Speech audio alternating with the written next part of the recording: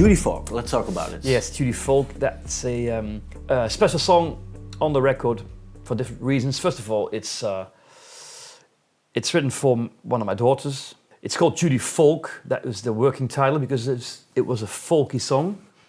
Finger-picking, McCartney-esque kind of finger-picking adventure. And so we started recording it. And in fact, we recorded it in Brighton as a demo together. And here we go again. And that vibe was great. And then later on, it turned out that we couldn't do that because of Corona. And we couldn't get it right. It didn't work anymore. So we were about to throw it away. And then Mike and Andy came up with a different... It was Andy. He took it away and he presented it again. It was all Andy. So I thought, I'm bored. I love the song, but it was like a children's song. It in my soul, you know, you can hear the folkiness of it. So it got a different approach, a very an un-Novastar approach that I really had to get used to. And then in the end, I started to really like it. And it's very different from all the rest. It's very linear, right? Modern kind of tone. It's got nothing to do with the acoustic folkiness, the way it was written. And obviously I played it for my sweet little girl. What did you say when she heard the song about her? She already knew because I'd been playing it on the guitar.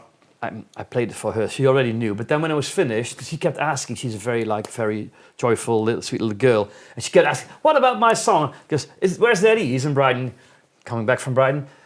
Everyone asked, do you have a present? She asked, what about my song? Where's my song? Can I hear my song? So there was a point where it was finished. I played it. And she really cried. Now, I know it's a cliche, but she sat here. She's very musical. She sat here.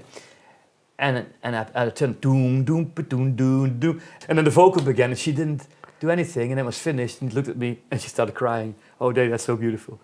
It's amazing, isn't it? Yeah. But hear me say this, man. Yeah. It's great, huh? Yeah, wonderful. Yeah. I honestly loved it because I loved the melody of the song and what the chords do and the sentiment of the song. We could have waited for another time, but you just don't know when we're going to get together. And I think it was really strong. It was difficult for you at first, but no, it's great. In fact, very much near the end of the production, you took out another sort of extra. Yeah. Not a real different piece, but like an extra chorus. And then it sort of got into this simple shape, just long enough. I would always keep it longer. They shorten it, maybe too short, but in the end, it's the perfect size. And that's what you guys are really, it's very British. I think it's a British thing, not only because they're talented, but also because they're British. They make things simple and tight. Is it more like a less is more? Yeah. I don't even think it's intentional. I think we're possibly a bit lazier.